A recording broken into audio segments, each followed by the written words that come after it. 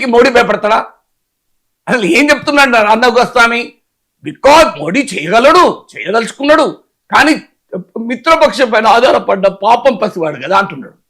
నమ్మదామా ఇది?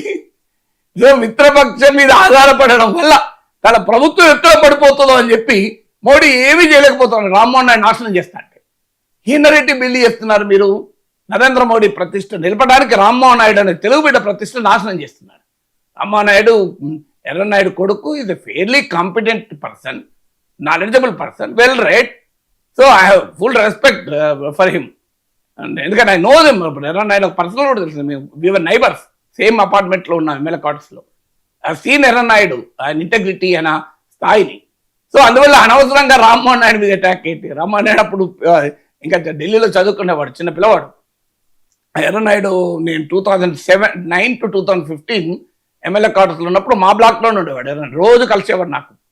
సో అలాంటి రామ్మోహన్ నాయుడు పాపం అన్యాయంగా అటాక్ చేస్తే కోర్స్ ఆయన అకౌంటబిలిటీ ఉంటుంది, లేదని అంటలేను.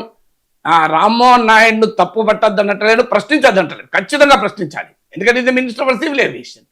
కానీ నరేంద్ర మోడీని డిఫెండ్ చేయడానికి రామ్మోహన్ నాయుడును బలి చేయొద్దంటారు. అదొకటే. మీరు అందరినీ మోడీ ప్రభుత్వాన్ని అకౌంటబుల్ చేయండి, అందులో భాగంగా రామ్మోహన్ నాయుడు అకౌంటబుల్ చేయండి, అభ్యంతరం ఏమీ లేదు.